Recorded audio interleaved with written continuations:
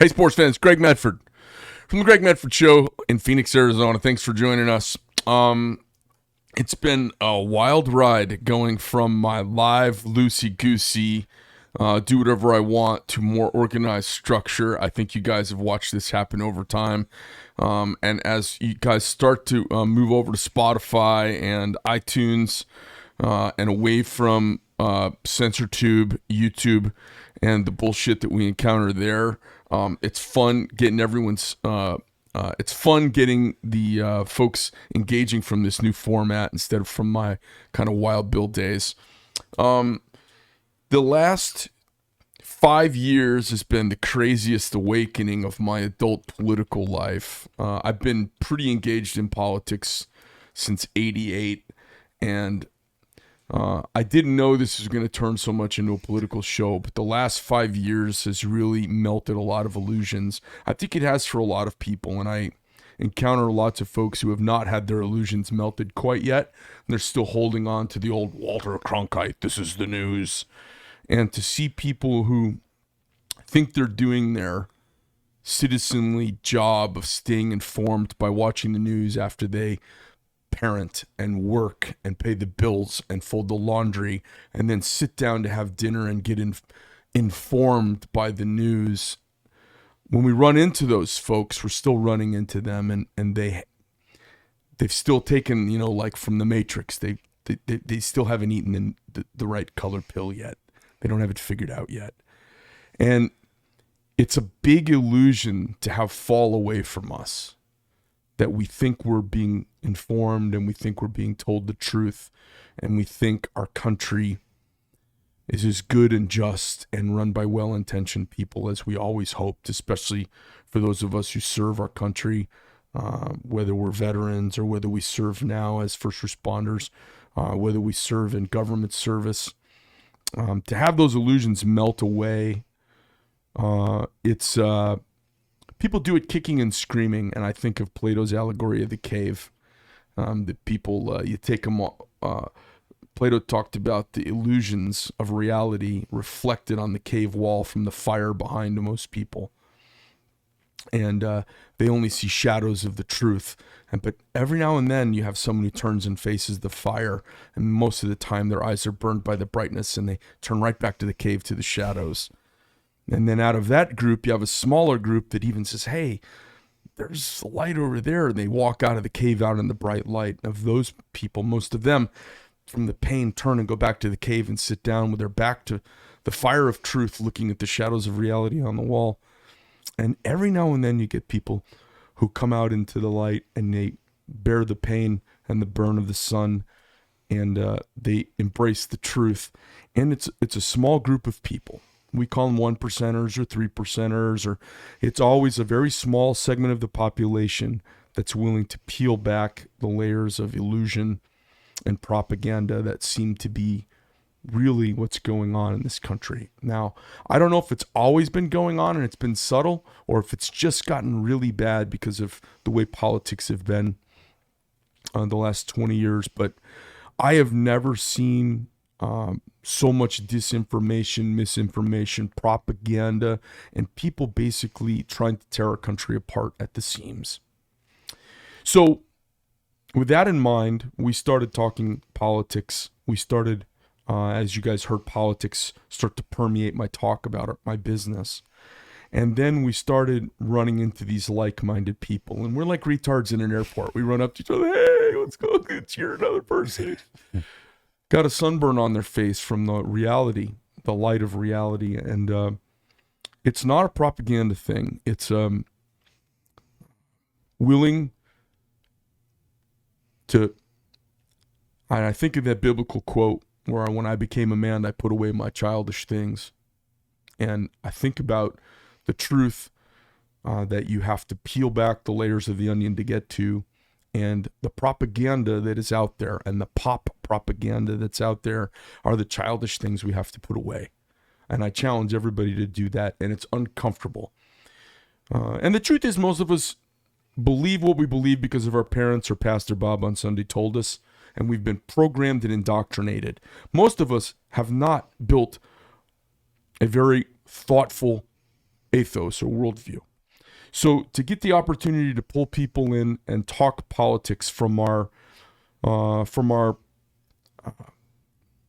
enforcement class, from our political class, from our elected class, we're doing it a lot here in Arizona, and getting a chance to have you guys meet these folks that are definitely part of the kind of in charge elected ruling class of Arizona and reaching out to the federal government now.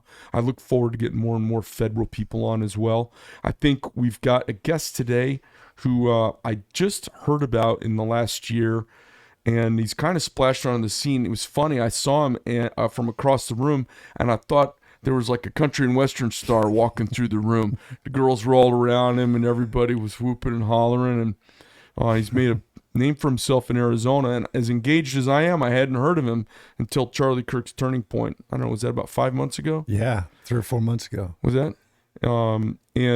So today we've got Sheriff Flam from the Pinal County Sheriff's Department. He's the head of that organization here in town.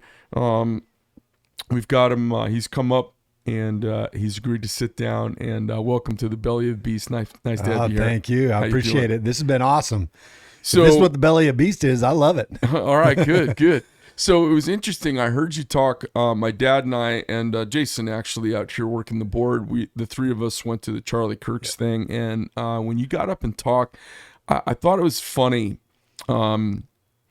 I noticed some ingenues to politics that were a little clunky. I saw people that were nervous in front of the group, and I'm like, oh my God, you're fucking dead. If you're nervous in front of a group, you're dead. Yeah. You got to seem real natural, and you got to be able to grab a room if you want to do politics. I've been interviewing politicians who want big jobs, and they don't capture the room. No. A lot of times. I see policy wonks. I see guys that I'd have be my chief of staff, Right. but they don't know how to walk into a crowd and get everyone's attention.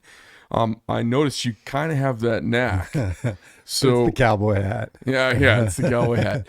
So, you got a big, relaxed, easy smile. You're an Arizona cowboy-looking fella, and you have an interesting background. You grew up all over. Yeah. Sounds like you were born in Hawaii, raised there. Yep, Big Island. Then down in the Philippines. Yep. Tell me, your dad had a job where he got to travel for work. Is that about right? So my dad was a graduate of Thunderbird Business College. Right. So it's an international business school here in Phoenix. And my dad always loved international business. And so he was always his own boss. I grew up with that kind of mentality. Okay, what the hell does he do? Like, what is international? So a lot of our business throughout the years was scrap metal. So he would also do some contracts for the government. So the government puts out contracts like, hey, who wants to go grab these D8 tractors in India? And so people will bid on those contracts. Well, my dad used to bid on those contracts till he kind of snookered them a couple times, and then they didn't want him on those contracts anymore. So he actually, our scrap metal was our family business for a long time. Like when we lived in Panama, we had the contract with the Panamanian government for all their scrap metal. So I grew up throwing scrap. That's what I did. I mean, it was hard work, but we loved it. Awesome. So scrap metal brought you around the world. Yes, sir. All right. So, Spence, how long did you spend in the Philippines? We were in the Philippines for a year. When we left Hawaii, we went to the Philippines. Whatever it was that my dad was trying to get going there didn't quite work out. And then we came back to Arizona after a year just to kind of regroup, which is where he was from. He was from Chandler. So come back to your home base, kind of regroup. But the Philippines was great for us because we learned to love America much more because we saw poverty on a whole different level.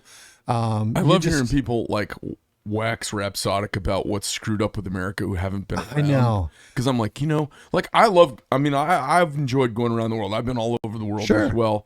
Honestly, I don't really want to go anywhere anymore. Like, I don't care about, I don't need to go to Teotihuacan. I don't need to go to, there's no place I want to go anymore. Like, right. It's not like I'm anti-foreign or anything. I'm like, okay, I've seen it all. Just a bunch of buildings, a bunch of old shit. And then everywhere I go, I always feel a little exposed. I'm like, okay, anything can happen here. The government can do whatever they want. I have no rights here. And I feel as I've gotten older, you get a little more risk averse as you get older. Yeah.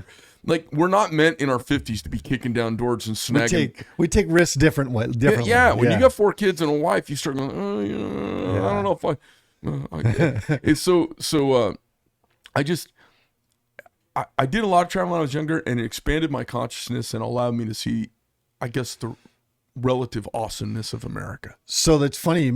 I wrote a book called American Sheriff, Traditional Values in Modern World. And the first chapter I wrote is called Welcome to America. And it talks about my time overseas. And I open it up with, I was in Panama when the U.S. invaded Panama. So we saw that firsthand. And I kind of open it up with that story. But what I talk about was, in there, I talk about, I'm not a government program guy. Like, I don't like government programs at all. They never go away. That's not what the federal government was designed for. But I said, look, if you want to institute a program that's beneficial to America, make every 18-year-old kid spend 1 year. They can pick the country. They can go to the Bahamas for all I care. 1 year outside of America. You mean like Mormons do?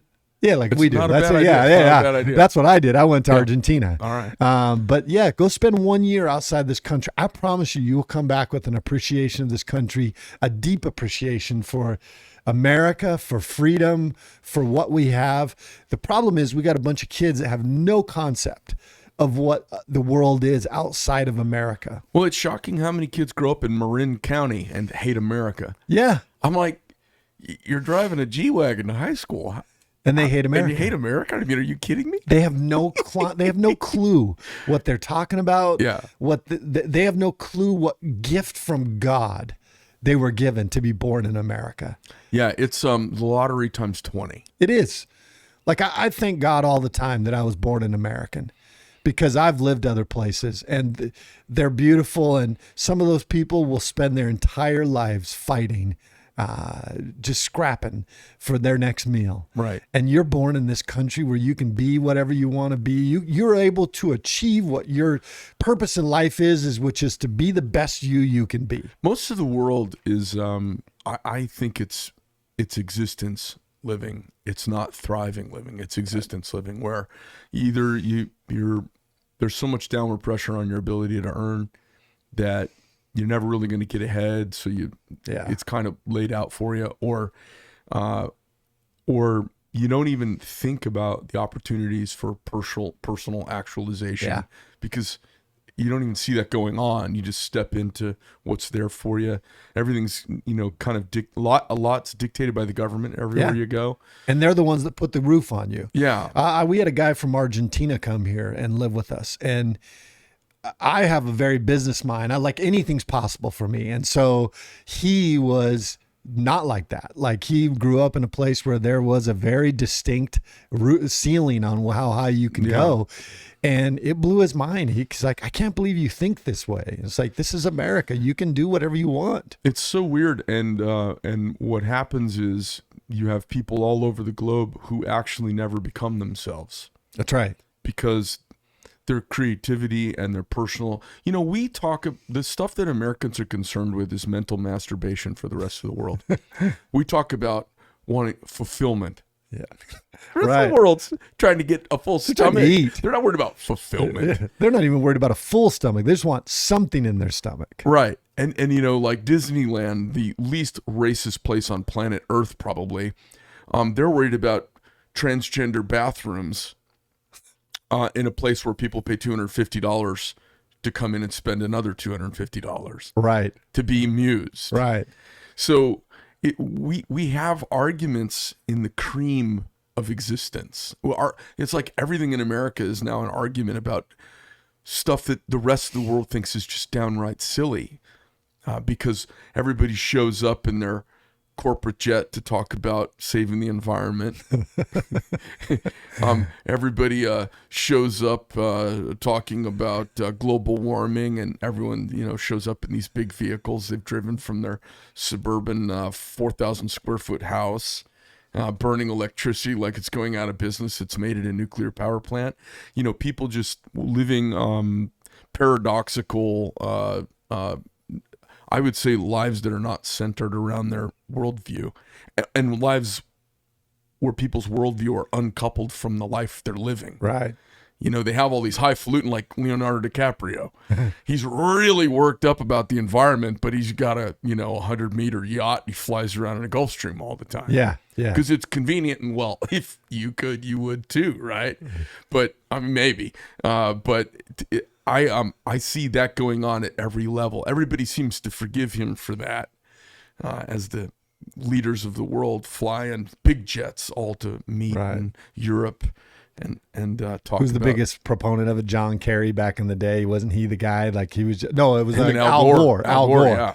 And then that guy made, all it was for money for him. Yeah. He made so much money off of really, I think is what is a fallacy, but the concept of, hey, the world's going to come to an end if we don't take care of it. And you know what? 20 years from now, it's going to be exactly the same as what it is now. I saw fascinating. Look, you're a couple years. Were you born 71 or 72? 72. Yeah. You're a couple years younger than I am, and when we were kids, they were talking about New York being underwater, and there was going to be levees everywhere, and it was like, and if they were doing this in the 70s, they were doing it in the 80s, they've been doing it in the 90s. So we live little tiny slices. We don't live through an epoch. So there's clearly some change going on, but there's been massive change going on forever. Sometimes it happens slower. Sometimes it happens faster. It's funny. I just don't get too worked up about it all because it goes back to one of the things I tell kids and I tell people, and when I go speak at different places, I said, look, don't get caught up in the chaos of what the world is. Don't get caught up in the chaos that your government wants you to live in, because it justifies their existence when your world is chaotic. Right. That's why they create a chaotic They're selling world. you chaotic because they want your money to rescue you. And they want you to not be in control of your own faculties, your own mind. Right. They want you to be all anxiety and, hey, I'm nervous, Sheriff, what's going on? And I tell people, control what you can control. And the climate is not something you can control. Yeah. And most people, they can't control much outside of their house. That's just not what their span of control doesn't exist past that. There's a weird paradigm between the ruling class, especially in Washington, and the rest of us. And I've noticed it. Did you go to college? I went to a little bit of college and I realized it wasn't for me. Okay. Yeah. There's a real snootiness about college in this country, and it's in Europe as well. And you didn't go to college in Europe in the old days. The reason they had college was for your second and third sons. Because your first son, he was learning how to take care of the family estate, the empire, the business. Point. If you were a cobbler, your eldest son was going to take over your shop. So if you were well-to-do, and this is really the university system, Padua and Oxford and all the schools around Europe, the hallowed institutions, you would send your second and third son there. Like, oh, my second son, he's going to be a doctor, which is like, because, he can't take over the family estate. So we've got this weird thing that's happened in our country, and I think it comes back to race in the 1950s. Is why do we have these disparities? Well, instead of actually looking at what the disparities are, they go, oh, well, we've got a class of people that are educated and they're doing really well, so let's get everybody educated. And they've turned the eye of government that way, like that's the fix. Right. And then they put, and that's okay, but then they put the money behind it and the guarantee behind it. And what we've seen is the costs skyrocket, the return on investment isn't there. People are getting college degrees for jobs you don't need a college degree. Most sales jobs, you don't need a college degree. Most customer relations jobs, everyone's getting all of these college degrees. And we value intellectualism over experience now. And I don't know if you're familiar with Thomas Sowell, the economist. Oh, yeah. He talks about intellectualism being uncoupled from experiential empiricism and reality is madness. And I feel like we've got a country that we've stopped demanding results, and everyone's got all kinds of highfalutin intellectual ideas. All these theories. Yeah, and they're not connected to outcomes. That's right. And you probably see it you have a big rural swath of land that you cover. I talk about it with people all the time. I said, if my city has a water problem, I'm going to go talk to a couple of smart farmers before I'm going to talk to engineers. I know it sounds kind of crazy, but I've seen this time and time again, and I'm sure you see it out in your world. In construction, engineers will sit here and they'll draw something out, and they're like, because that's what they were taught. This is going to work, and it's great. And then the construction guy will take one look at those plans. A guy who never went to college, he'll take one look at those plans and go, "It doesn't work. Yeah, you can't do it that way. How are you going to do that? How are you going to lift that thing in because there?" There's the practical application of it. It's uncoupled. It's that intellectual knowledge. So I always feel like engineers are great consultants. They're great consultants to pragmatism. And so I'm always looking these days. What I'm really looking for, I'm looking for people, whether it's in politics or it's in law enforcement or it's in policy, especially when we talk about the southern border, which we're going to get into in a few minutes. I'm looking for from the people that I want in the ruling class. Now, I have two things. Do they have a smart or intellectual side, and have they balanced it with experiential outcomes? And this seems to be the only thing anyone cares about. Where they go to? They go to Princeton, Dartmouth, Yale, Harvard. Are they from the big list of schools? They're super smart. They've got all these accreditations, and I'm like, well, that's really good, but what have you done with it? Like, what's your experience? If all you've ever done is government and education, I think the chances are you're a moron. You have to get out and actually apply it and see results, because you start to put it in perspective. Yeah. Kids come out of college, they think they got it all figured out, and then they go out and start doing stuff, and they go, that's not quite what I expected. Well, I like that moment. That's where I think the truth is, now you have an educated person who takes it in context and see reality, and they balance the two things, right? This is the challenge with law enforcement, because what's happened is a lot of your leadership in law enforcement haven't been on the road for 15, 20 years. Well, law enforcement has changed dramatically over the last 10 years. Right, and then they have a master's degree in public policy. And that's what the other thing is. They send them to the FBI Academy, or they send them to all these places, and they teach you what they think leadership is. And they teach a lot of great principles. But leadership is having the courage, and courageous leadership means not deterred by danger or pain. And so what's happened now is we have a lot of guys who are technically, and I'm doing my air quotes, leaders, when they're not true leaders. They were in a leadership position. They were sent to some trainings, and they're doing the best they can. We have very few true leaders in law enforcement that are willing to go out there and lead from the front, that still understand what the work is on the streets, that still go out and do that. And I've been saying a lot lately, what we saw over the last 2 years, and it's been happening for a while. It's like a boil, water boils, and the next thing you know, you look at it and it's bubbling all over the place, but you didn't notice it really getting to that point. Well, what would happen in law enforcement is the men and women that are on the line, they held the line. And who didn't hold the line was the leadership across this country. We got soft. We said, oh, you know what? We will change the way we do things because of what you're saying. They didn't have the statistics to back it up. There was no statistics to support bias in law enforcement or excessive force. They or were just those experimenting, things. Uncoupled intellectualism. All it was you now had cameras. And so now you're showing just a few incidences, and you want to change the entire profession because of it when the statistics don't support it. And what you needed now more than ever were strong leaders to go, hold on, it's not true. This isn't true, because show me the statistics that say that, and we'll make changes. And the crazy part is the statistics are out there. I mean, the National Chiefs of Police Association, the FBI, Crime Bureau statistics, the statistics are everywhere about how not racist law enforcement is. Exactly. The statistics are out there on how stunningly safe it is. I don't know if there was something like 280 million police-civilian interactions, and how actually safe it is to interact with law enforcement. Well, the percentage of bad use of force, I think, was 0.00003%. It's crazy. In 2019, and look, any death, any loss of life is tragic. But in 2019, I think it was 999 people were killed by police. And I think out of those, 12 were suspicious, like where it wasn't apparent that it was a good shoot, or that that person, that the police acted in appropriately. Yeah. And so we let a bunch of neo-Marxists steal the narrative. That's right. They were able to steal it because the news people aren't doing their job. I feel like the biggest critical thing we have in this whole country is we don't actually have an institution speaking truth to power anymore. You know, we've always had the electorate, and then we release a little bit of our liberties to a group of people to help manage the collective, right?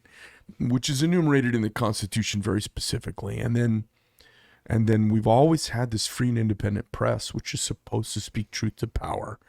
And it turns out they just want to go to the cocktail parties and be invited to the show, so they just say whatever the ruling class wants them. And they happen to mostly be leftists. Yeah, they are. They wanted the same control and power that the politicians want. They all want to feed off that same carcass. It's the greatest collusion in history. It is.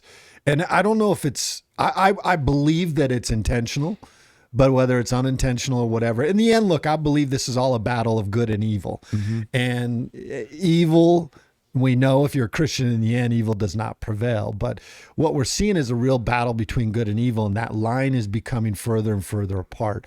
We're seeing now that evil firsthand. We're seeing the hypocrisy. We're seeing the lies that come out. And the only way to sell that evil is you got to all be on the same page. Well, you know, I think I have a tendency, I have my own religious beliefs, and I have a tendency to not, I don't refer to them because it turns so many people's ears to shut off. I appreciate you being bold enough to say it, but it would be a last resort for me. I'm like, Marxism is evil. It is. Marxism is evil, and folks who are espousing it are evil, and we don't have to theorize about it. We've seen what it's done over the last 100 years. And not to get really deep into a religious conversation, but if you know anything about Satan or anything about evil, it's designed to restrict your freedom of choice, your freedoms. That's what he wants. He wants to inhibit you, whether it's through drug usage, whether it's through committing a crime and going to prison. If you really look at it, evil is designed to control every aspect of you and restrict your freedom.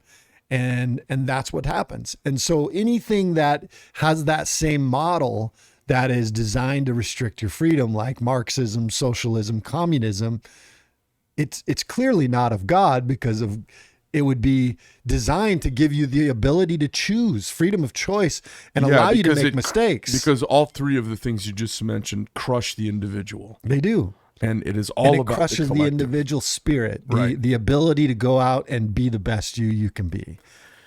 Yeah, it's crazy. So we have the group that's supposed to speak truth to power and keep us informed of what's going on behind closed doors while we're all working, earning a living, paying for our kids, and managing life. That group that's supposed to inform us, they're propagandizing us. They've all turned into Marxists. The schools have turned into Marxist hotbeds. No one's putting it in check. There's no accountability. And accountability is the number one thing I see missing in this country. And people don't have the courage to speak the truth. I think it was Socrates was asked, what's the most important virtue of man? And the students debate, the young people at his feet. Oh, it's this, it's that, it's this, it's that. When it's all over, he says, and I think it was Socrates, and he said, the most important thing is courage. And they were like, what? He says, without courage, there is no space for truth, because the truth hurts. Mm-hmm. Yet courage is the most important thing, which is why we revel in our heroes. Because cellularly, I think we know from the classics, cellularly in Western civilization, we know courage. That's why we like football. You know, it's why we like the idea of the archetypal football player who's courageous. It's why we like the soldier coming home. It's because they're courageous. And we superimpose a lot of phony on top of them. They're just regular people. But the reason we do ticker tape parades is to honor courage. Because courage, without it, we don't have America. We don't have the truth. We don't have freedom of voice. We don't have freedom of religion. We don't have freedom of speech. We don't have a country. Right. And And so now courage is pishad by all these skinny jean wearing hipsters. And they've redefined courage from being a man, being an alpha male, a warrior. They've taken that and said, you're no longer courageous. This person You're who abusive. decided that they no longer want to be the gender they were born as, that's courage. That's Right. what they're saying. They're trying to change the narrative, because in a society like where you want to create a docile and a soft society, you have to eliminate the alpha males. You have to emasculate the society. Right. And what's happening is we're watching the emasculation of our society. And that's why the alpha males are standing out more and more, is because we've eliminated so many of them. And now the few that are left stand out like sore thumbs. I've talked to my friends who are in, tier 1 teams in the military, and they're saying it's a major problem for the youngsters coming up, because there's a lot of wokeism in your average 22-year-old, 21-year-old, 23-year-old that they don't even know is there. They want to go be a Navy SEAL, they want to go be SF, they want to be some sort of tier 1 pipe hitter, and they show up and they've got woke ideas that immediately come in conflict with the senior cadre who've been there doing the dirty work for a long time. Yeah. Kind of interesting. So you bounced around. Do you speak any other languages? I speak Spanish fluently. Yeah. Okay, that works. Where'd you pick that up? So my family lived in Panama when I was in high school, so I worked every summer there, and then spent a lot of time there. Picked it up a little bit, but then I served a mission for my church in Argentina, so I learned the Castellano. Che, pibe. That was very different, but it's Spanish nonetheless. And so spent 2 years there. Had to learn it by force.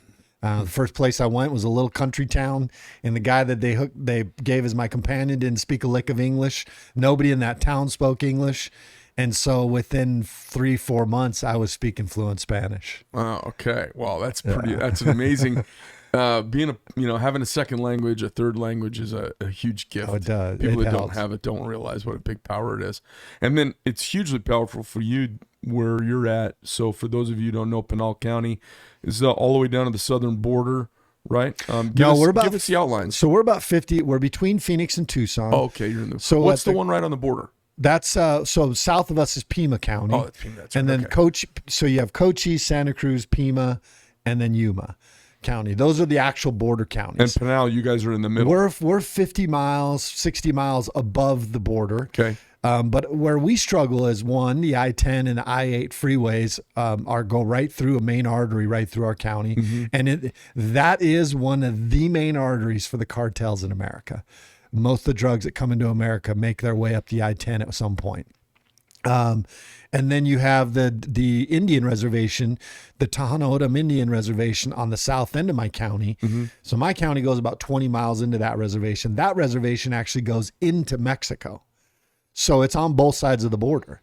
And while you see what you're seeing on the news with the Haitians over in Texas or all these families showing up to Yuma, I can assure you the cartel loves that, because while all the Border Patrol and ICE are focused on that and American people are focused on that, they're pushing military-age men from who knows what countries with who knows what kind of criminal backgrounds into counties like mine with camouflage clothes on and carpet shoes, bringing dangerous drugs like methamphetamine and fentanyl. And so when I tell people this is not a political issue, it shouldn't matter whether you're a Republican, whether you're a Democrat, or whether you're an independent.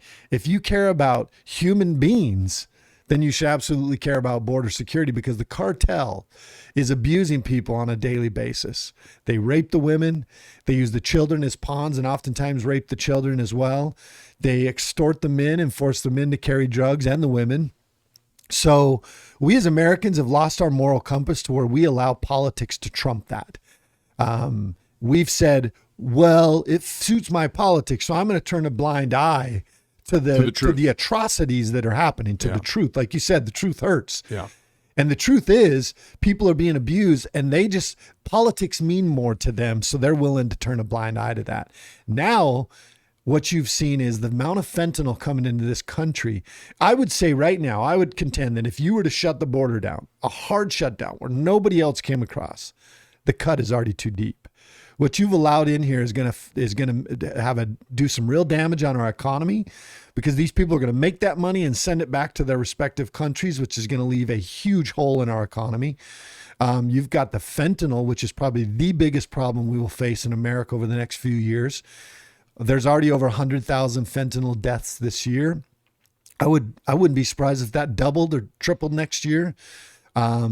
It's so easy to get. It's a couple bucks a pill, and kids are buying it, and they're ODing, and middle age and elderly. They're all overdosing on this fentanyl, and that will be one of the biggest scourges on America over the next few years.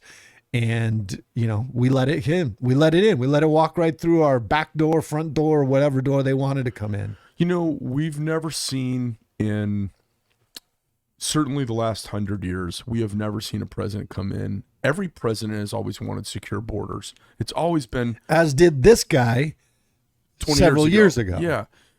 We've never, ever seen this systematic dismantling. And we've never had a border. I know folks in CBP and I've been told by career dudes there has never been a more secure border on the American southern border to Mexico than we had 18 months ago. Said it was the most secure border we've ever had. Yes, sir. And it was felt in every county along the entire, 1,700 miles, or how long's the border? Total border, I know through Arizona it's 300 or 400. I think it's probably about 1,700 miles. It's a huge border. Yeah. And a lot of it's really rugged terrain. And a lot of it you can just walk through. And it's been secured because of policy, because of our law enforcement actions, because of letting people do their jobs. That's right. And a multi-layered approach to kind of tightening it up. And we've never seen a president take office and systematically dismantle a border before. That's Mayorkas and him. Oh, I know. And his little Politburo around Joe Biden. And to see, like I just heard this morning, 2.3 million illegals is what they're estimating have made it into the country. Yeah. And I have no problem with Mexicans. And they think if you want border security, you're a racist. So far from the truth. It couldn't be further from the truth. These are the same people sitting back in these East Coast states and along the West Coast who don't care enough about people to actually come down and try to save these people like we do every day. Right.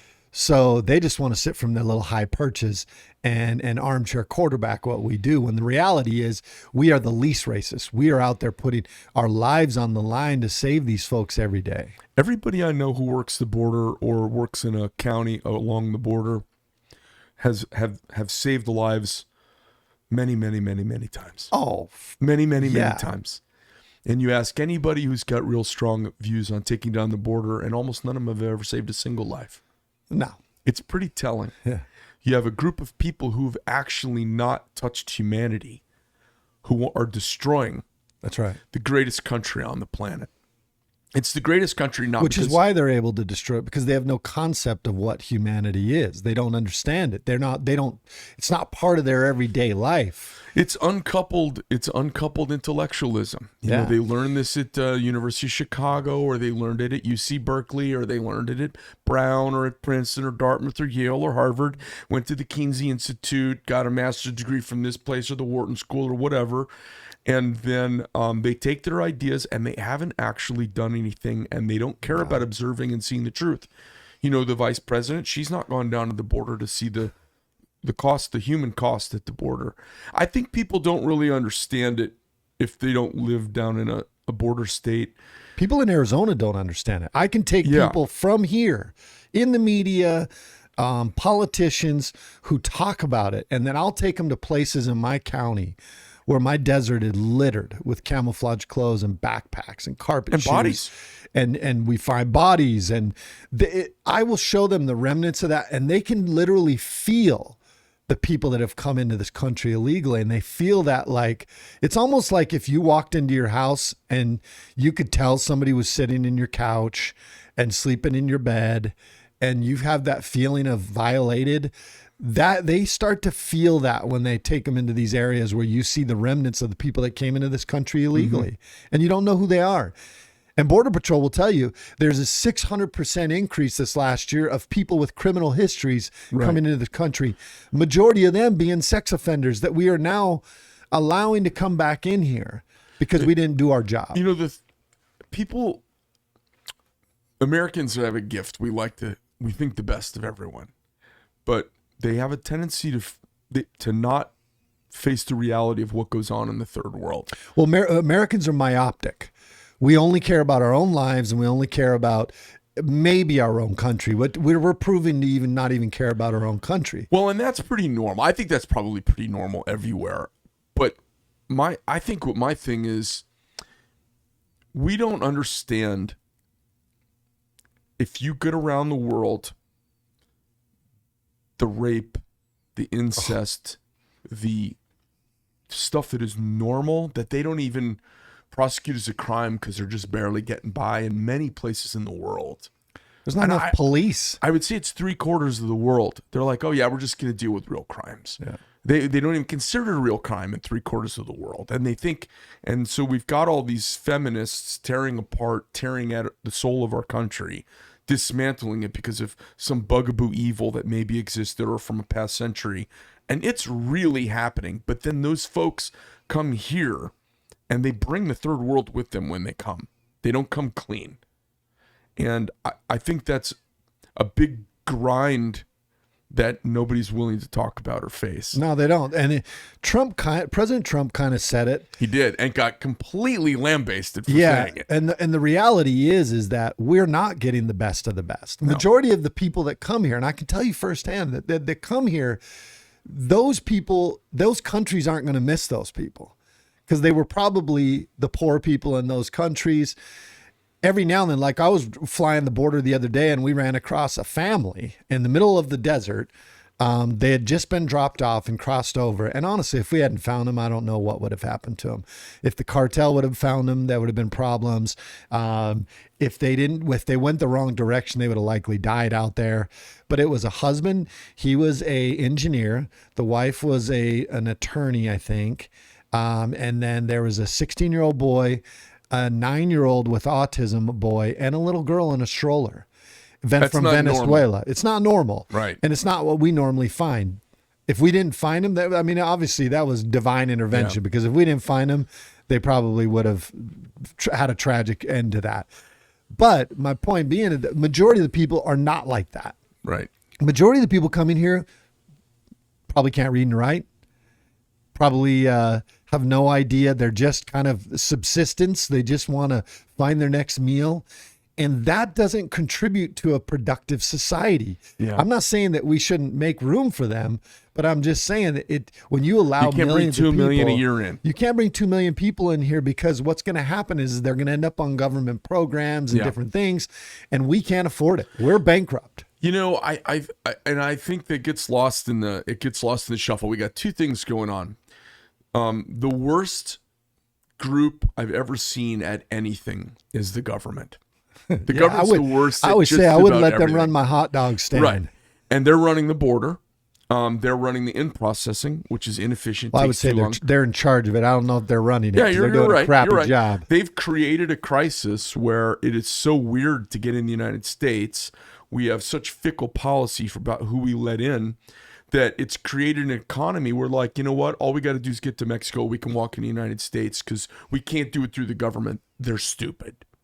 My nephew lived in Panama, grew up in Panama. He's an American. He married a Panamanian girl.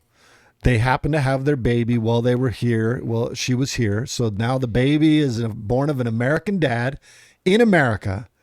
She could not get back in the country. It took her 2 years to get a visa. All the while, people crossing the border illegally on the southern border, them doing nothing about it, not turning those people away. Yeah, at some point you say, look, just drive up to Mexico, we'll come get you, and we'll just walk. But they wanted to do it the right way, like so many other people. I said that, like, I was like, well, I don't know, maybe you got to look at some other options, but I would never encourage anybody to come here illegally. And I told them, like, you just be patient. I tried to connect them with people at ICE that could help. But that's a perfect example of so many people that would be contributing members of our society. Here she was married to an American. She couldn't get into the country that her son was. The very best, and there's so much talent and beauty in South America and Central America. The very best won't come walk across the desert. They won't come break the law.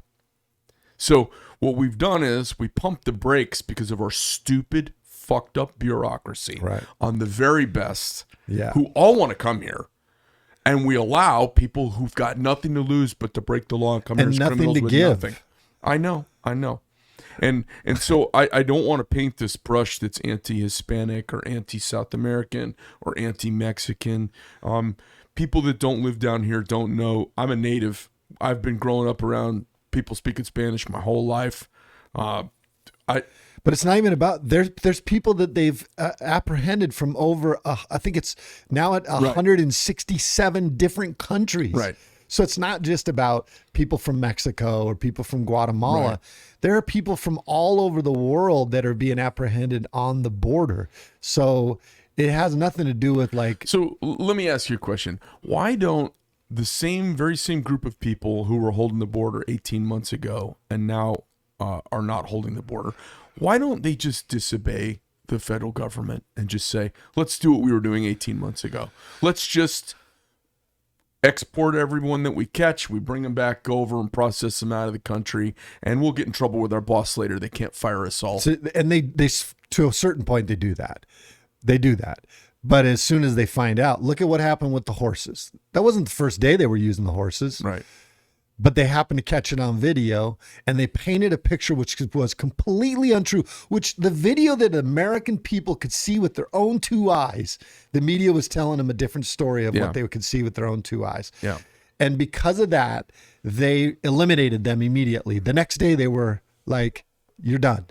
I mean, so they take away a great tool. And look at what Texas, every time Texas tries to do something to fix it, who's there to sue them? The same government whose job it was to protect us in the first place. Yeah. SB 1070, they passed that many, many years ago here in Arizona.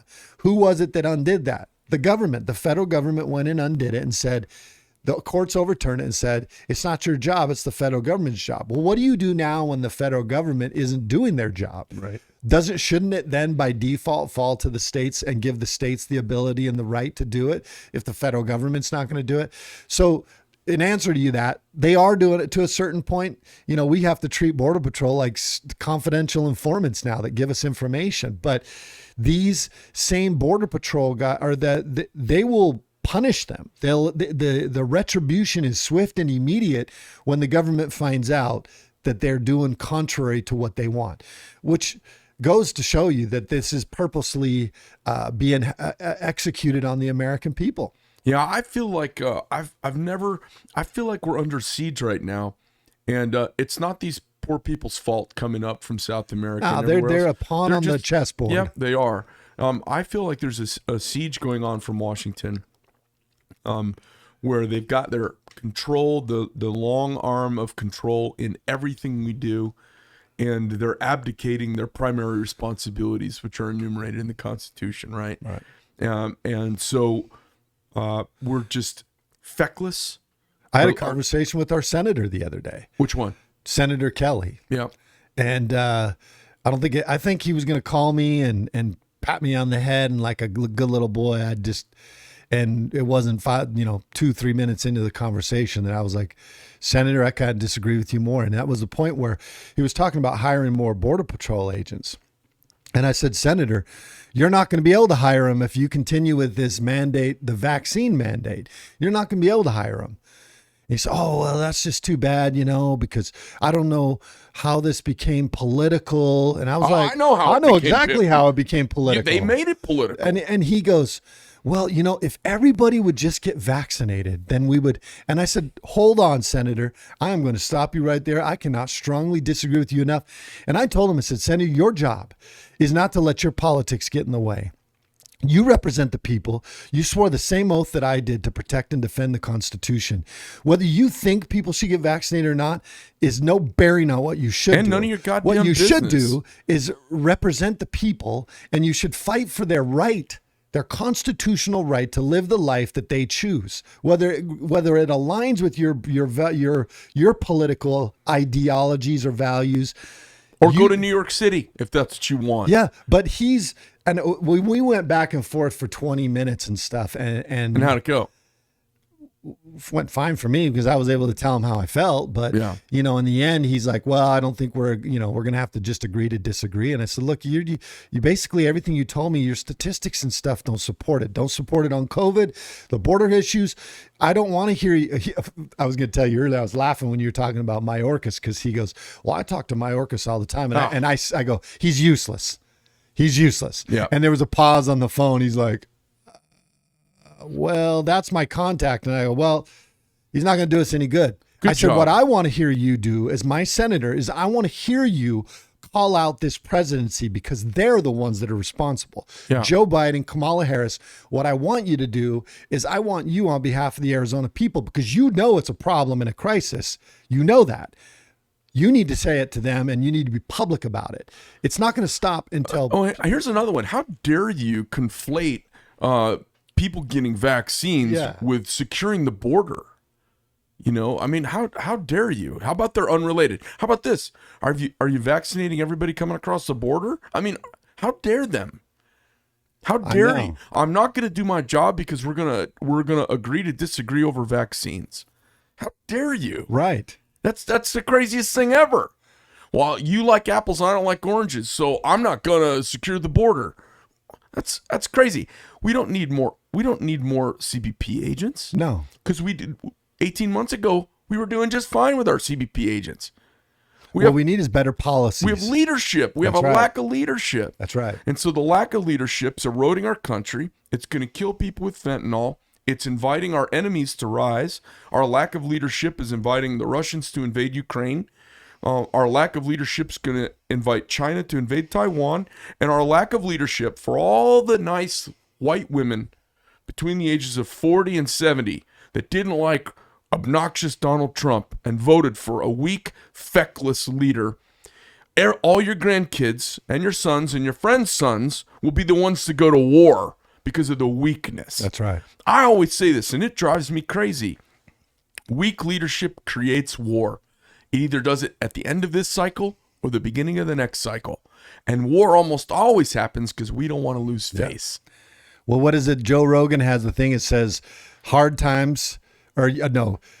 men create soft times, which create soft men, which create hard times, which then require hard men to fix it again. Good times create soft men. Yeah. Soft men create hard times. Yeah. Well, I just I saw you look at your watch. You got to run? Are you getting jammed up? One of my captains is calling me, which can't be good. Oh. Has nothing to do with the time. It's just, he's... Do you need to pause and step out? Let's do a pause real quick. Let me make one quick call. Because we're recording, we can. Yeah, we'll be sorry, right back. guys. Let me take a quick quick break. Anywhere. Hey, we're back. So, obviously, we could go on and talk about the border for a long time and what's going on. I'm disgusted by. We got 3 more years of this. It's been a year.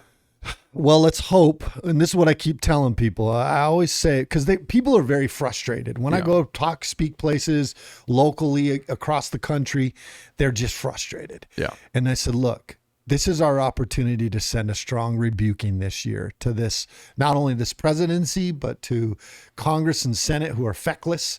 They're useless. And I said, what you need to do, we can now send a strong rebuking to them. And so if that happens this year, which I'm confident that it will. Talking about the midterms. Yeah, I'm talking about. Yeah. Now, they can do a lot of damage from what we can see between now and the midterms. And then technically the Congress and Senate doesn't take over until the end of next year, and beginning of the following year. Right. But that's better than 3 more years. I already feel like they're lame ducks. They've spent all their political capital and everybody's like, fuck you. Yeah. You're crazy. But that can be dangerous. So what's happening right now in this country is, I love the Constitution. I love the Founding Fathers. I spent a week at the Claremont Institute with some very smart people. We talked about it, and it was so refreshing. What's the Claremont Institute? Claremont Institute are people they're really about the Founding Fathers. Where was this so at? like Ben Shapiro's Claremont, Laura Ingraham. There's a lot of people that have been through the Claremont Institute. Where's that at? That is in California, Claremont, California. But we went to Huntington Beach. This was their first class of sheriffs that they had in there because they understand the importance of the role of the sheriff. And so the sheriffs came out there and we sat and we talked about the Constitution for a week, and the Founding Fathers and the Federalist Papers and all these different books and the statistics of diversity and all this stuff. We had some great authors in there, some great people, and it was awesome. But in there we talked about the Founding Fathers set up the three branches of government: executive, legislative, and judicial. Now that I mention this, most people will now, your listeners will stop and take a look. What the problem is that those three are designed to keep each other in check. But now what you have is you have an executive branch who is trying to legislate. So basically they're telling you that these are laws, which they're not. They're mandates and orders, because only Congress and Senate can actually ratify a law. But so the executive branch is now creating laws, basically, for all intents and purposes. They're doing that, and they're affecting change on society. They're bypassing what the Founding Fathers set up. And now you also have judges who are legislating from the bench. They're letting their politics come into play. They're creating legislation, or it's basically case law by how they run their courts. So when you get into that, your system is broken. And so we've got to do a better job of filtering out these people and getting back the three branches of government the way they were. Yeah, it's been going on for, it looks like to me, about 30 years. We've seen the legislative branch has really abdicated its responsibility. They're not coming to the table with courageous legislation. They're not leading in any way, shape, or form. And you've got weak leaders within both parties who are not having the good arguments, and they're not persuading anybody. No. And so you've got these two diametrically opposed groups who can't get anything done but throw rocks at each other across the aisle. And in their ineptitude has allowed the executive to basically rise up with executive decisions. And then they don't have to do anything. They don't have to go back and run for re-election and say, here's what I did, and have to explain themselves, because they don't get much done. It's really common to see someone who's been a senator for 12 years and it's not sponsored one piece of legislation. It's really common to see people who've been in the House for 14, 16 years, and 3 of their 6 pieces of legislation have been naming a building or a road, and the other 3 have been co-sponsors to something else. It's very common. It's very rare to see anybody sponsor any legislation, and they don't get anybody together. They don't get anything accomplished. Which in part, I'm kind of okay with. Why? Because I don't want more laws. What I want them to do is sponsor legislations that removes government programs and removes government power. They need to start thinning that out. But in the meantime, the executive has gone off, and they're not checking the executive. The executive is doing whatever it wants. And they're not checking them up. Like, for example, just not to go back into border security, but the same people bitching about border security and how these poor families have no, legit avenue to come here and for freedom are the same people in charge of it. Right. Like it's your job to put common sense legislation forward for border security or for immigration, because it's really not about immigration. It's about human trafficking and drug trafficking on our end. But for them, if you don't like the laws, then you pass a new law. Right. That's your job. Right. So, but they don't want to do that. You know why? Because it goes back to, they love the chaos. They love government needing them feeling like we as the people need them as the government. And so they create a chaotic situation. So the people, they can be, hold on, we're going to go talk about it and we're going to see what we can do to fix it. You people just stand down. That's what we've got. I think, and you also have a ruling class right now that is more concerned about possessing the voters of an issue rather than fixing the problem. Because issues are all problems. They just want the issue. They want to win the issue, but they don't actually want to fix the problem. If you cured cancer, would you have business anymore? Right. No. Right. Like, I mean, if the mechanic fixed every car in the town, he'd be out of a job. So talk to me a little bit about how long you been a sheriff now? I'm in my 5th year, finishing up my 5th year, going into my 6th. All right. And you were in the sheriff's department doing law enforcement? So I started at Salt River Pima Maricopa Indian Community at the Salt River Police Department. I started there, which was great. And one day I just said, hey, you know what? I didn't want to be the guy that bitches about it, but doesn't do anything about it. Okay. So I said, you know what? I'm going to run for sheriff. And so then I started the process, took a pay cut. It took a little time, but I got over to the county. I knew it was necessary for me to get in the county and get to know the guys. I spent a few years at the county, then I left so that I could run for sheriff. So yes, I was at the county a few years before I became sheriff. And then I came back. So you were as an officer in the Pinal I was County? A deputy, yeah. All right, yep. A deputy, right. And then how come you have to leave to run? Well, because they'll screw with you. They'll come after you. So, if, for example, if there's a lot of people that don't want to see other people succeed in life. And if you become a threat, like they think you're going to run for office, all they have to do is do a write-up on you and maybe discipline you. And so what you're saying is the interdepartmental politics are it happens everywhere. So sticky. You leave a department and then run to be the. I know guys who have stayed in different departments and they get put in the corner, put baby in the corner. Or they'll write them up for stuff, or they'll try to drag their career down because then when they go to campaign against them, they're like, well, he was disciplined for being dishonest or whatever it is. They'll use it against you. And I could see that I didn't want to take that chance. I was going to run against the same people. So within the organization, it's super political. Of course, yeah. Yeah. Okay. Now, what I've tried to do is remove that. Whether I like you or you like me or whatever as the sheriff. Do the job. I do not hold that against people. I don't hold people back from promoting that I don't really care for. I don't do that because I just, that's not my nature. Because it's about the job. It's about law enforcement. And I think that's bad leadership. So let me ask you, you got elected in 2017? I got elected in 2016, took office in 2017. Okay. And when do you run, how, is it a 4 or 6 year term? I just got reelected in 2020. Okay. So it's a 4 years. Yep. All right. And so your next is 2023? I'm on the presidential cycle. Yeah. Okay. So I'll start gearing up in 2023. The run will be in 2024. Who was the sheriff before you? Babu. Oh, that was the bald gay guy, right? Yeah. And then that's why you wear the hat. You probably have a shaved head. And I have a goatee. Right? So I always wore a goatee before. And then when I was a cop, you have to keep clean shaven. Yeah. So when I was going to run again, I grew the goatee out again because I had to be different, Yeah.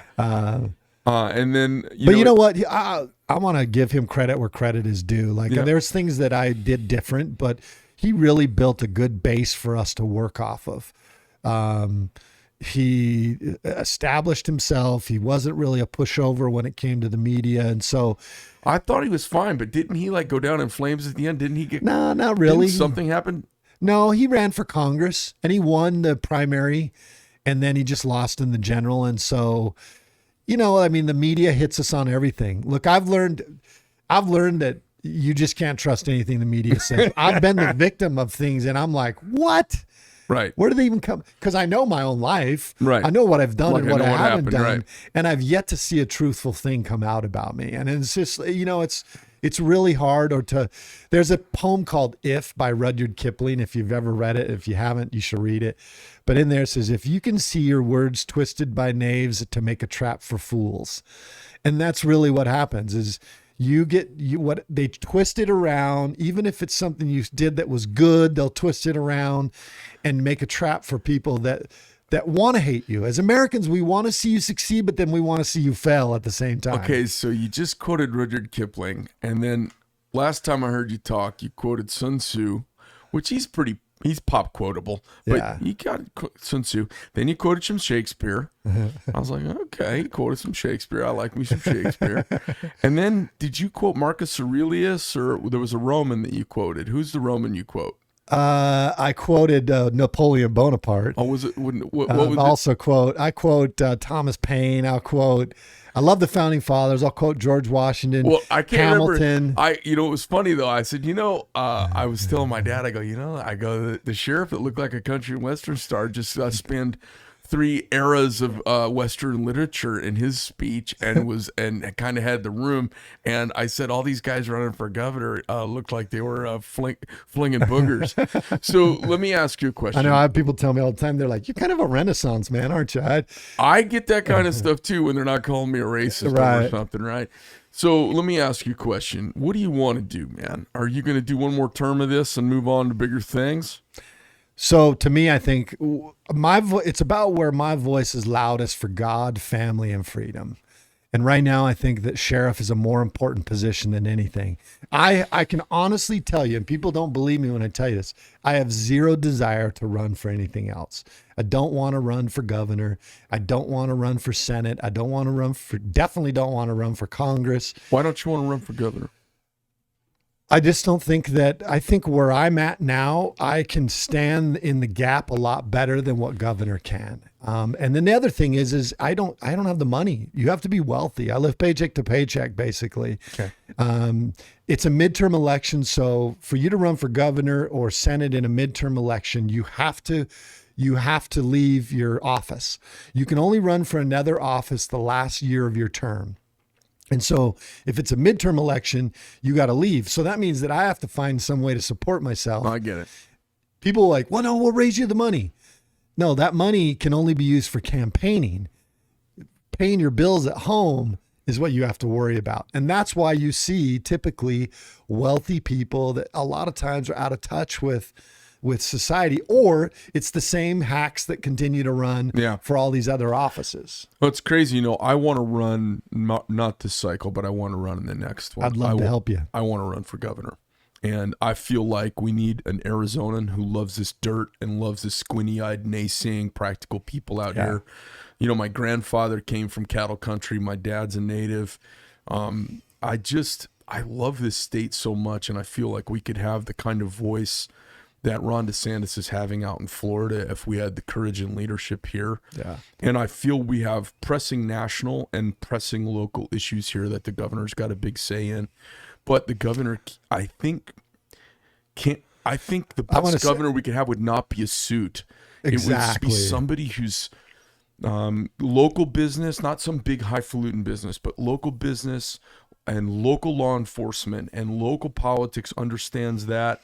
And maybe not like a Politico, it doesn't need to be like a local political wonk, but just about reestablishing our independence from the federal government and blocking for our Arizonans who, it says the Grand Canyon State on our license plate. I always wanted it to be the live free and leave me the fuck alone state. Yeah. Oh, I love it. Because it's Arizonans are like, well, that's a good idea. Why don't you just leave me alone? No, I just kind of want to be left alone. Yeah.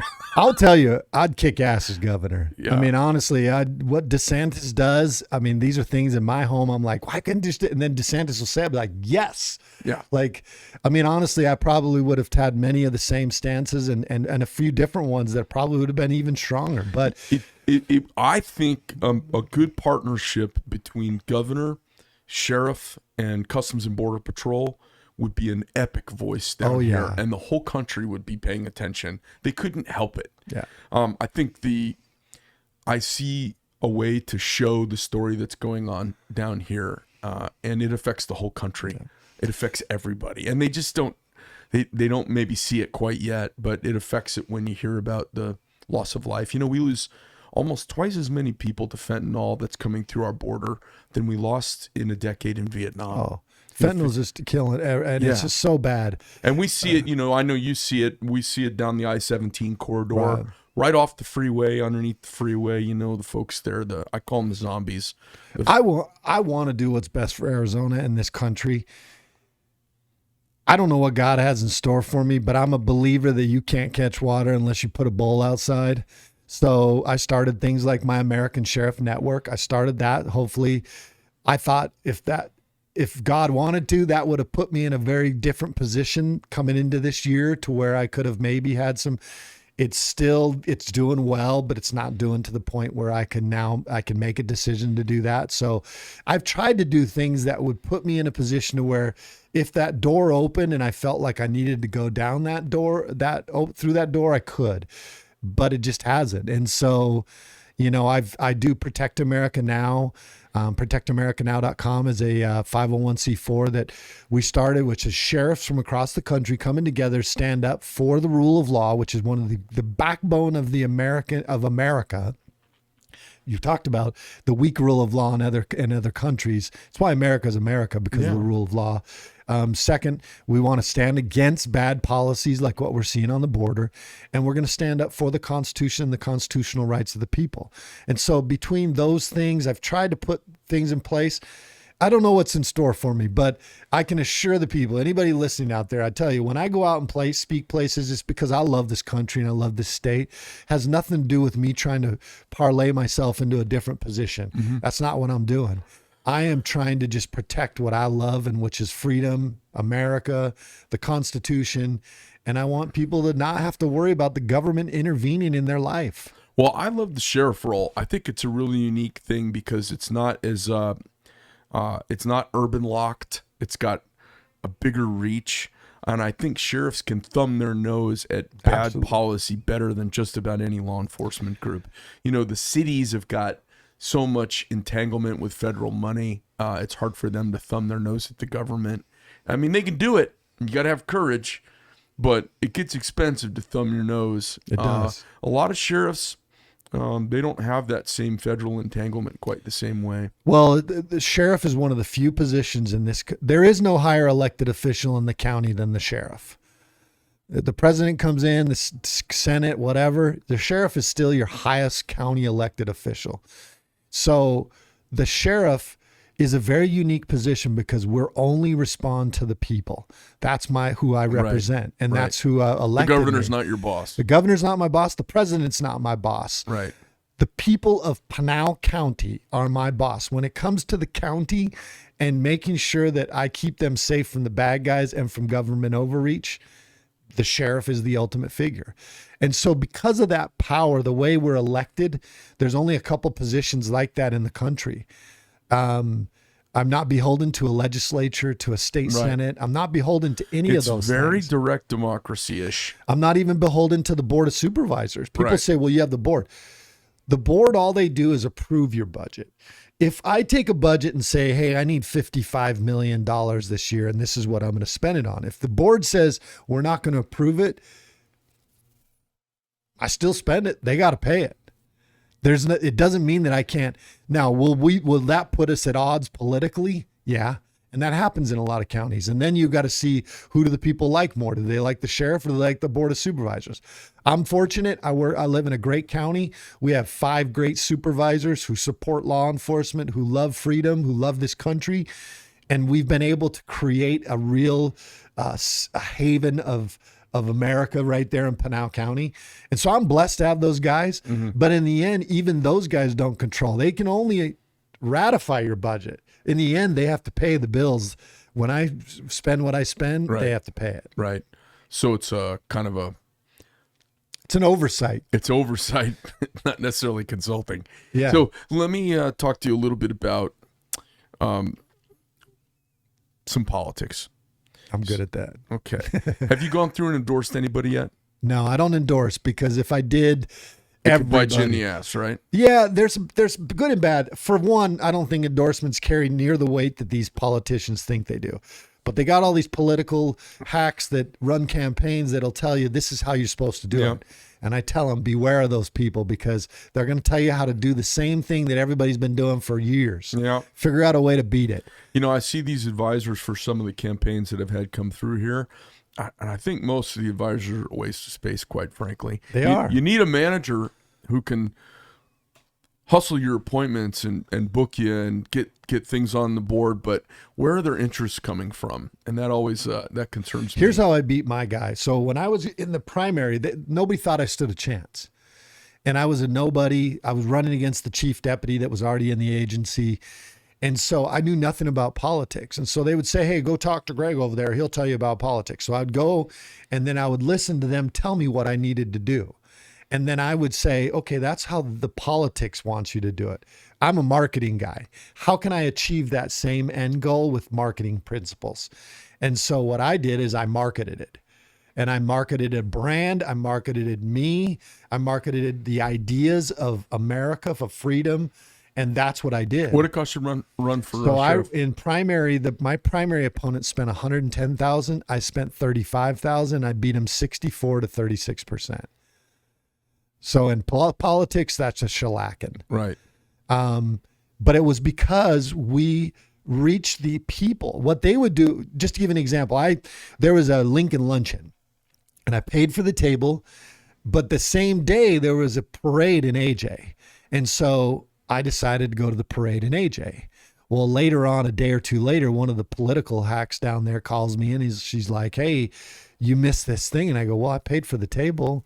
And they're like, "Yeah, but you missed it there." And I go, "Well, how many people were there?" She goes, "Well, there was 200 people. I go, 200 people who already know who they're going to vote for. I was at a parade with 10,000 people who are still impressionable. Right. So I was absolutely in the right place. And so there's that political thing. So you get all these political people. Right. So one is, I don't think that the endorsements carry any weight. Number two is the second I endorse, I got every position. They all come anyway, but it makes it really easy when I go, look, I just don't endorse. Talk to me then. So let's not ask you who you're going to vote for or endorse. Let's talk about who's talking about issues that you like or whose perspectives you're jiving with. You talking governor? Yeah, let's talk governor a little bit. Look, I've met all the candidates. Yep. I know them all very well. Yep. I'm good friends with them all. I love what Carrie Lake's talking about. Like, I love that she's not your typical politician. I think she's doing a very good job on social media. She is reaching the average voter, which she's doing a very good job of. I've had them all in my truck. I've had them all, spent time with them, taking them to the border. Each one of them brings different things. Yeah. And all of them, I think, would be better than what the opposite side is going to put up. For sure. So that's another reason is I want one of those people. I hope whoever gets that primary nomination is going to have my full support. But I think that there are certain candidates that bring a little bit more to the table. I think they're speaking the language. What I want more than anything is kind of what you said. I want somebody who's going to love Arizona, who is going to understand that this country was set up on state sovereignty and the federal government is there as a support unit and a support unit alone. And then I want somebody who's going to have the courage to stand in the way and say, no, we're not doing that. That's not constitutional. And that's what I'm looking for in a candidate. And so I'm watching as I see these things pop up. Do you have the fortitude to stand up? Because I'm going to tell you right now, it's not easy. I do it all the time. Yeah. And it's not easy. And you take your whoopings. Yeah, you got to be able. You get lumped up weather pretty the good, storm. and you have to be able to weather the storm. Yeah. And so I'm looking for somebody. That's that what has I the don't know strength to do about her. that. You know, I see two gaps with her. I mean, I see three gaps really. I say one, I don't know if she's been in the heat, quite frankly. Two, I think she's new to constitutional conservatism, which is fine. Better awaken to it at some point than never at all.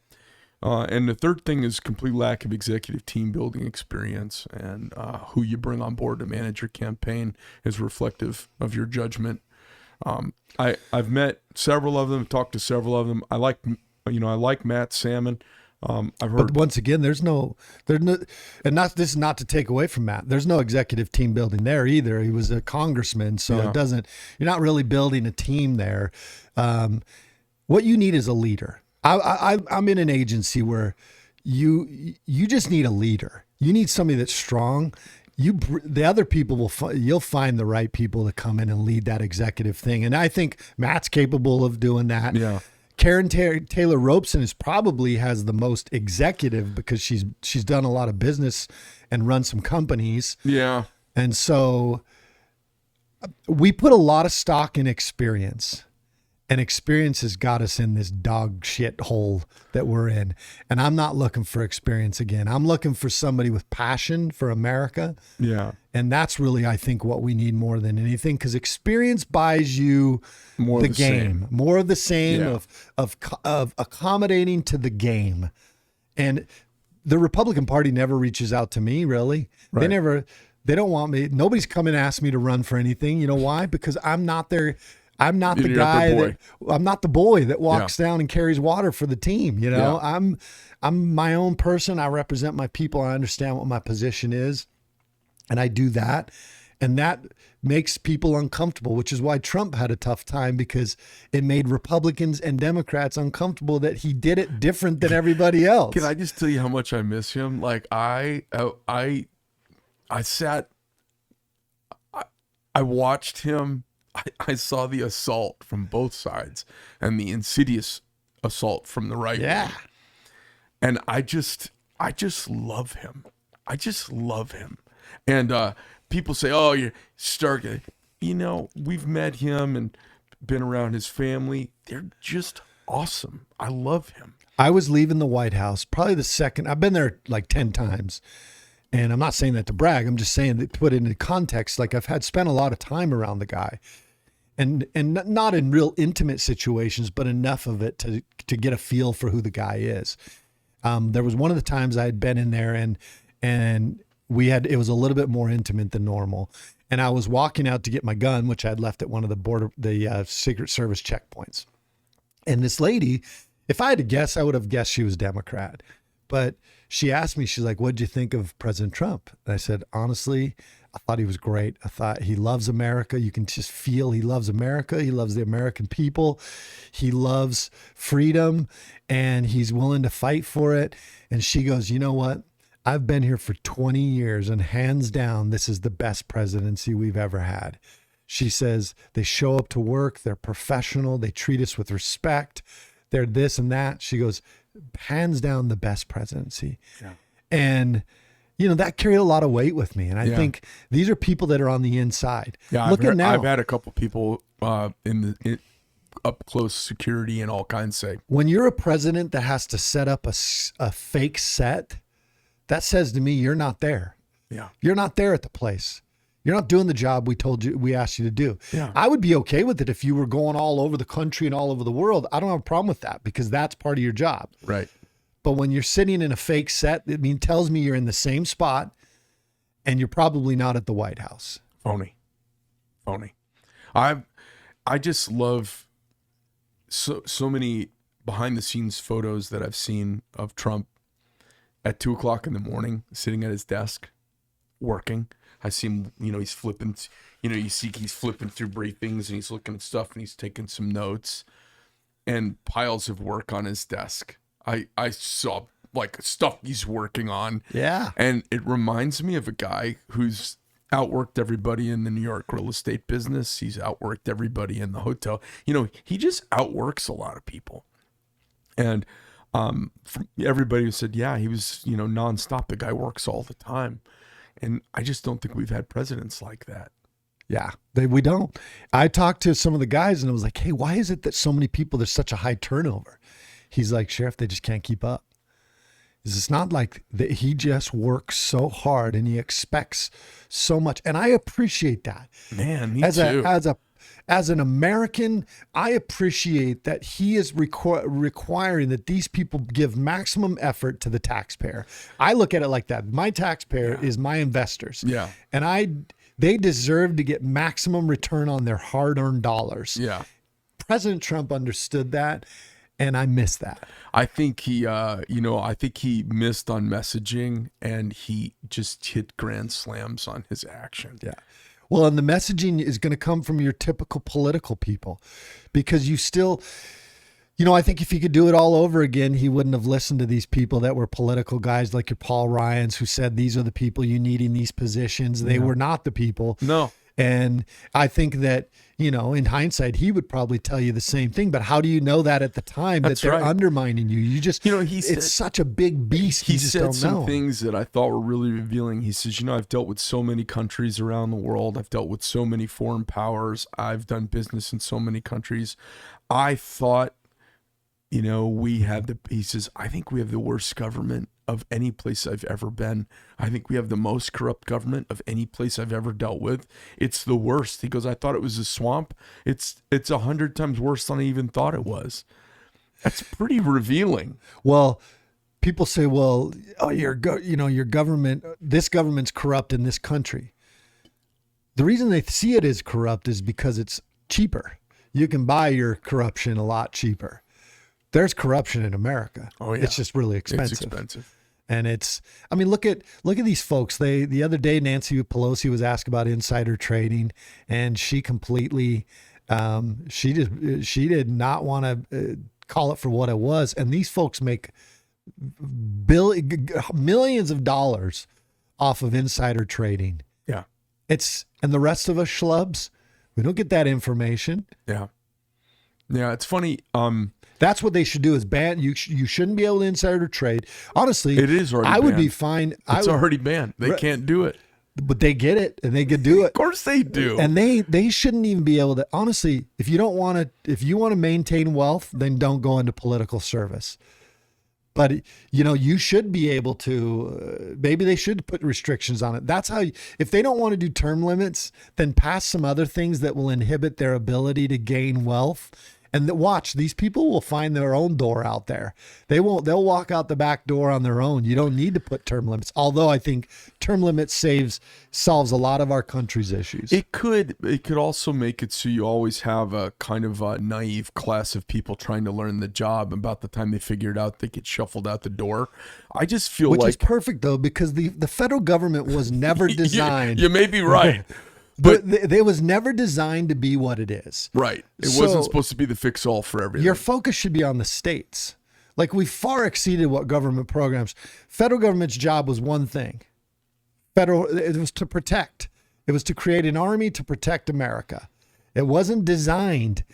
Taxes weren't even around then initially. Right. It wasn't So none designed of to be this- messing with school in Tucson. Everything was designed to filter through the states to the federal government. Even like that voting, there's the constitutional amendment that talks about that the states have the right to dictate how they do their elections, but that Congress should make, because it can make laws. The reason they put that in there as the founding fathers is because they were afraid that the states would completely power out the federal government. And the federal government, that one little clause has allowed them to they've actually gone the opposite way. They've become too powerful. Right. So I'm okay with putting people in there that are somewhat naive because I think that you get their passion, you get their love of their state, you get their love of their country before it becomes. And you get them without all the hooks in them from everything right. else. Yeah. And that's the only way to do it. And how do we get that? I think 3 things save the country, right? Sunset Amendment, all bills, all laws die in 10 years. You want it, pass it again. Yeah. Yeah, if you want it. So you want to ban guns. Okay, well, if you pull that off and you get the majority, okay, that's the majority. But in 10 years, you got to do it again. No matter what it is, Yeah. Let's not use that as an example. Yeah, well, I know. Let's find something else. But, they did, when they did the assault weapon ban, Right. and then that ended... and they probably couldn't get it through again. They couldn't get it through again, thank God. And I wouldn't want, but I'm just saying, let's say you pull off some crazy bullshit that they've got in mind that they're always grinding on. I love the sunset You'd thing. have to do it again in 10 years. And also, I feel like it would do something else. People get elected and they show up. The country's functioning. At some level, it is always functioning. And then they start monkeying around and experimenting with it. Because everything's already codified and it's done. If they had to, hey, this year we got to renew everything that passed 10 years ago, they would be always talking about refining policy and letting bad things die and how public opinion has changed. And it would actually give them real work to do because right now they show up and they just have to make up shit to do. Yeah. So, sunset clause, balanced budget amendment, except in times of declared war. And then the third thing would be term limits, right? Yeah. I mean, it seems like I like all 3 of those things. How do we get those 3 things done, right? That's the big challenge. We've heard Well, I about think what it is convention, maybe. I mean, I don't know. I think it starts in this is a perfect year. You're coming all bad as a good to it. Right. Things are I've learned I'm actually really excited right now. I've learned 2 things in life. Things are never what they appear, and things always have a way of working themselves out. If you can see through the bad and see it for what it is, then you'll see that there is good coming from all of this. And that we'll be better off because we went through it. it's sometimes we have to wake up to it. Like, Yeah, I feel like there's a reckoning that's going to happen. Yeah. And I feel like we have to kind of be getting our teeth kicked in right now. Yeah, I feel like and you know what? We deserved it because we got soft. I agree. We got soft, and we deserved to have our face battered a little bit. I agree. But you know what? Now I'm a little tougher now, and so I'm gonna start throwing some punches back. I want our elected officials. I want them judging my country less than doing the work that needs to be done. I don't want to hear politicians making categorical judgments with their communications degree from wherever about how racist the country is, so now they need to change America. I don't want to hear elected officials talking like that. No. Well, it's anti-American. Yeah. And it is treasonous in some levels. We have actual traitors serving in our house But right what's now. funny is they're trying to flip the script. Yeah. They're trying to flip the script. They're locked in on January 6th. They're trying to flip the script that was treason and that was the worst. I've heard people say it was worse than 9/11.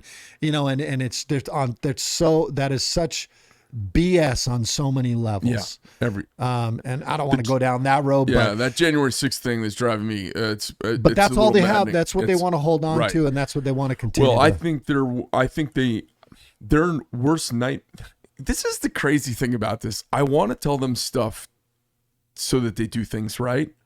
They can't help themselves but do it wrong. That's right. And they're getting a comeuppance because Trump's coming back, and he's going to be.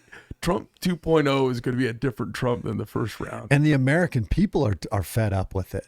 The American people are like, so it's kind of crazy what we're getting ready to see. I think they're going to get spooked by what happens at the midterm, and they're just doubling down. I mean, stupid is as stupid does. Well, the American people need to be very aware of watch for anything like COVID, what we saw, because that was used as a tool to undo President Trump and his election. And make no mistake, they'll try to play the same type of card again this year, which will create a need, panic, chaos, allow them to implement restrictions and executive orders on a state level and on a federal level. And they're monkeying with voting. They are monkeying with voting for sure. But what a lot of American people don't understand, there's been a lot of laws passed in a lot of states that have actually been very good for voting. Right. And then because they're going to monkey with it, but they've been unsuccessful. It's funny. I've talked a lot about the election since it went down. And I said, this hurts a little bit. I think we got a guy who's going to come back. It's okay. But now everybody's watching, and there are legislatures all across the country going, hey, did something get by us? What's going on? I think it's actually been good overall. Yeah. I guess the last sheriff that I met and talked to was Arpaio. Talked to him a few times and had lunch with him once. There's a big seat as an Arizona sheriff, and it rings around the country. I've been all over the place. I was in Germany, and I had somebody bringing up Joe Arpaio. Oh, you're from Arizona? Joe Arpaio's out there. Yeah. There's a big voice to be had in the American Southwest. John Wayne, out there in California playing football in San Diego and in Hollywood, he became a man here in Arizona. He came here to put on a hat. He came here to get a vest. He came here to ride around with cattle and be around cactuses and put his man image out to the world. And the whole world glommed onto it. And that image is, it's real because you look at that picture right there, that's my grandfather when he was in law enforcement. Yeah, I like that. And ran for constable. And there he is on horseback. And it is a rough and tough Scrabble place out here. And I love it so much. And it is almost an archetypal character to be a sheriff here in Arizona, the land of, the OK Corral, and the rest of the country and the world knows that and hears that. They sometimes don't even know why the voice booms. So I think you can have a big voice from where you're at, and I commend you for doing it. I loved seeing you walk in. I said, who's that guy? Is that Clay Aiken? Is that one of the country western guys? I couldn't see him across. I said, oh no, that's Sheriff Lamb. I go, who's Sheriff Lamb? I was the only guy in the room who didn't know who you were. So, I mean, you're getting the job done, and I appreciate you spending time to come up here. Oh, my Anything pleasure. you'd like to, you've got a campaign that comes up again in First, a couple more please years. check out AmericanSheriff.com. Okay. When they took away live PD and they took away cops, we wanted to still have because we saw the media dictating the narrative on law enforcement. So we created that. And we're just trying to real sheriffs, real stories. We're showcasing the office of sheriff across the country. We want to be able to go live as well. We've got the ability. So we just need to get more subscribers to it. So please check it out, AmericanSheriff.com. And then come support us at ProtectAmericaNow.com. That's our 501c4. Right now, we're working on 6 states. We're actually running legislation, which is anti-defund the police legislation in 6 different states. So refund the police. Yeah. Well, and it makes it so you cannot, and this would have helped during the vaccine mandates. Had we had this in place last year, they wouldn't have been able to pass vaccine mandates because they would have been breaking the law by reducing their forces. Even if it was on a vaccine mandate, they would have said, hey, we can't do it because our law says we have to maintain X amount of police officers, percentage, whatever. So we're working on that. So come support us because that's not cheap. It takes millions of dollars. Yeah. So if any big money guys out there want Where can they donate? they can donate at protectamericanow.com. Okay. Protectamericanow.com. And then to come see me at American Sheriff on Instagram and Sheriff Lamb on Facebook. I got a bunch of followers on Twitter, but I abandoned Twitter. I thought it's too hateful. And I don't want to support them. I'm barely supporting the other ones. I'm holding on. I know. But it's kind of a necessary thing. Yeah. We can continue to find like-minded people that still love America and freedom. And in the end, what I want people to say about Sheriff Lamb is that I was a patriot and I fought valiantly for God, family, and country. All right. So I want to tell you a quick anecdote, and then can I get a ride along sometime? Yeah, absolutely. Come on right. down. Okay. So I did a ride along in New York City. I'm going to tell you about this. So I have a friend who's a captain, and he says, "Oh, we'll do a ride along," and he's been in all kinds of scenarios. He's actually kind of a baller as a cop in New York City, and he was off duty and stopped a bank robbery one time, and he's got real well known. Yeah, he's kind of a baller. And he and I were on a boxing team together in college. So we go for this ride along, and I got a kid with me who has just back from Afghanistan, one of my employees at the time, and his dad had shown up. Now, I think his dad's in the CIA. Dad's got no career, and he's a military guy, and he's got no career, and he's still in shape, and he's like in Asia all the time. So the whole thing sounded to me like he was a spook. So I got the two of them with me, and his dad flies in New York and meets up with us, and we're going to go out and do a cop ride along. So we do a ride along, and this beat up, no license plate Jeep Grand Cherokee shows up, and it's my buddy in it. It's from the impound lot. And first thing we do is roll into a drug deal. I mean, straight into it, just put the bumper right up against the guys, and he pokes his nose out and starts talking to them, and they throw all the drugs on the hood of the Jeep. And then next thing we do, we go to this little bodega, and there's more drug stuff going on.